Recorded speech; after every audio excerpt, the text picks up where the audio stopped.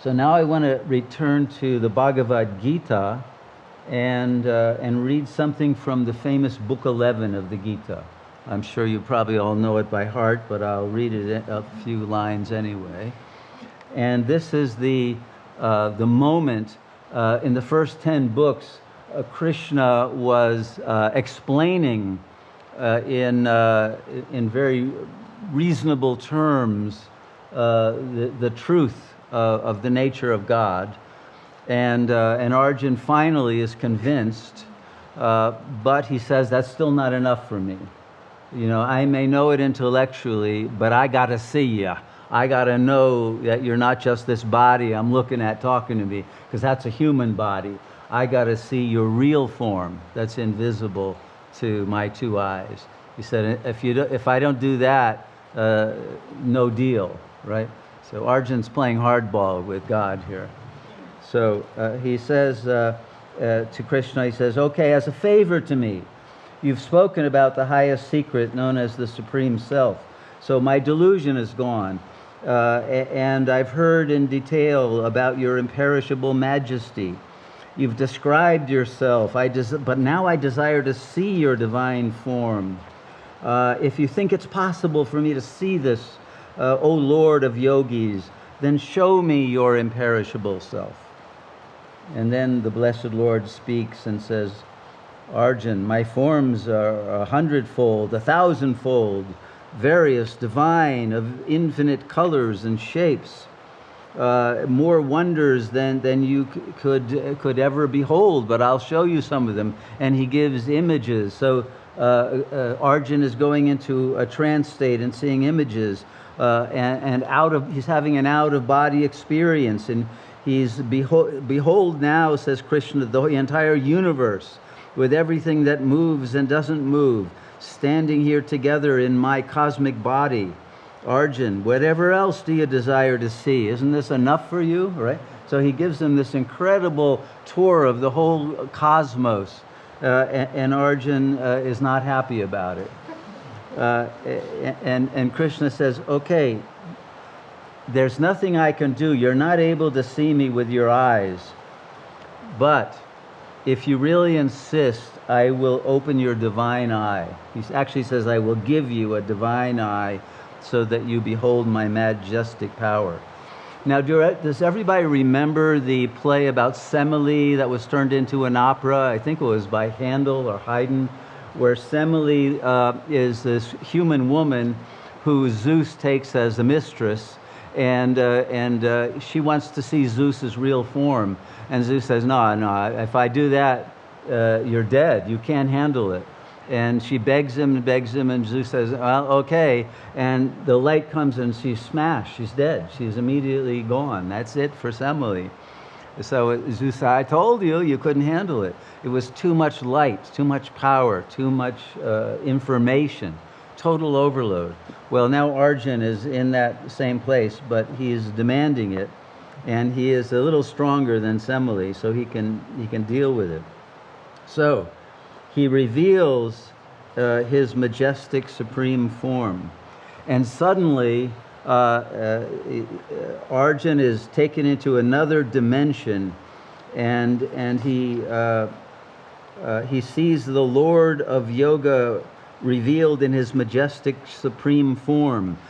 First he sees many mouths and eyes of many wondrous aspects, and then many divine ornaments, and then many ready to be fired divine weapons. I think that's very interesting. Divine weapons. We'll come back to that. Wearing divine garlands and apparel with divine perfumes and ointments made up of all marvels, the resplendent Lord, endless, facing in all directions. If 1,000 suns should rise all at once in the sky, such splendor would resemble the splendor of that great being.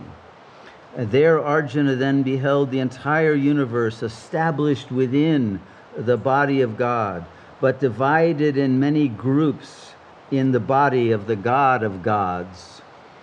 So in other words, a multiverse within the God of gods.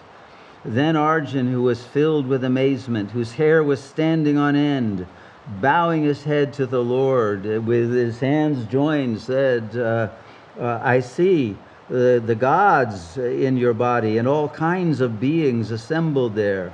Lord Brahma on his lotus throne and all the seers, the divine serpents. And I see you everywhere, infinite in form, with many arms, faces, eyes. Not the end, not the middle, not the beginning of you do I see, O Lord of all, whose form is the universe itself. Crowned, armed with club and discus, with a mass of splendor shining on all sides, immeasurable radiance of the sun and blazing fire. I see you, but it's impossible to behold you for very long. And yet you are unchanging. You are the supreme object of knowledge, the ultimate resting place of all, the imperishable defender of the eternal law, the primeval ultimate spirit. And with infinite power, without beginning, middle, or end, I see you blazing fire in your mouth, burning all this universe with your radiance. I'm going to skip a few of these. He goes on in great detail about the radiance and the mouths that are causing the world to tremble, because with his many mouths, God is swallowing all of the souls of people who are dying in this battle and all over the world. And he's literally taking them in. And Arjun is seeing the future in that apocalyptic moment where God is swallowing the entire planet and all the beings on it. And so he says, having seen your mouths glowing like the fires of universal destruction, I've lost my sense of direction. I'm dizzy. I cannot find any comfort. Have mercy, Lord of gods, abode of the universe. So he's begging him, stop, I've had enough, right? He couldn't handle any more. Well, but there is more, and it goes on for several more shlokas, but I'm going to go to this one where the Blessed Lord speaks again and explains what Arjun has been perceiving in this vision. I am time, the mighty cause of world destruction, who has come forth to annihilate the worlds. Even without any action of yours, all these warriors who are arrayed in the ranks shall cease to exist. And so he is going on, and he says, do your duty. Don't worry about life or death. You will die, but you will enter into the mouth and then the heart of God. And so there is no death. If you are serving God, you die into God and become part of that divine intelligence and power, and you remain in union with God. You don't fall back into another lifetime. But that's if you have become egoless in the service of God by following the Dharma and fulfilling the commandments of God to the full. So this is the announcement by God that he is his ultimate function is to annihilate the world. But he annihilates it withdrawing it all into himself, into the singularity, and then reprojects it again, but as a world without conflict, without evil, without illness, without any of the kinds of suffering that we observe in Kali Yuga. And so the end of the world is the ultimate blessing that ends evil and brings a world of goodness and love and purity and beauty that is once again a manifestation of the Dharma. So this is the function at the end of every cycle of time, and God's promise is that he comes when the Dharma has fallen to its lowest point, and evil is at its maximum, that is when he comes to do this great charitra, this performance of annihilation and recreation. So if you have faith in God, then you must have faith that this act is also part of the truth of reality. And every religion has the same truth in it about the apocalyptic end, and of the moment that happens is the moment when evil, illegitimate authority has gained power and has enslaved the species and destroyed the biosphere. And so I think anyone who is reading the newspapers, if there are any anymore, will know that this is the type of event that we are going through.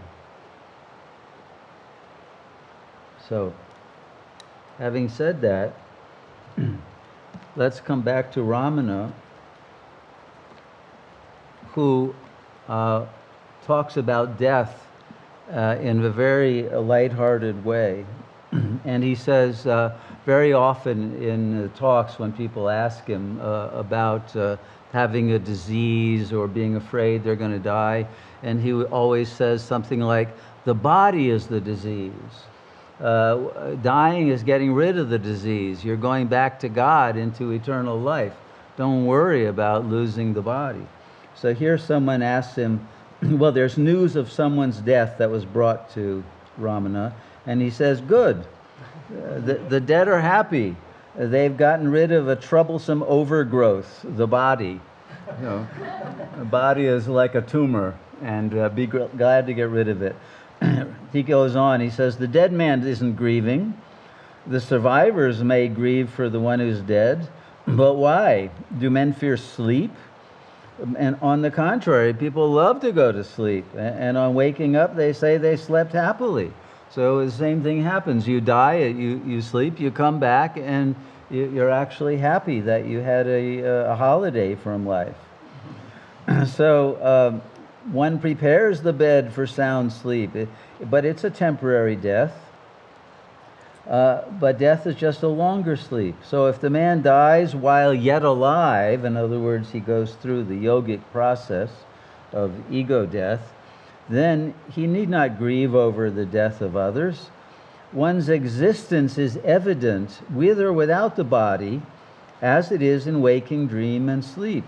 So why should you desire continuance of the bodily shackles? Let the man find out his undying self and be immortal and happy. Okay? So don't fear death. We are in a time of mass death. And this is going to exponentiate in the coming weeks and months. More and more people are going to fall over dead. That's the meaning of this event. More people are going to find themselves debilitated. More people are going to find themselves with bodies that are suffering. But if you are in realization of who you are, you will not suffer. And you will not feel pain even. So it is that realization that is urgent and essential to go through this period of the end of Kali Yuga, that is the transition from one age to another. So I've been asked by people about the vaccine and the injection, let's call it. Obviously, it's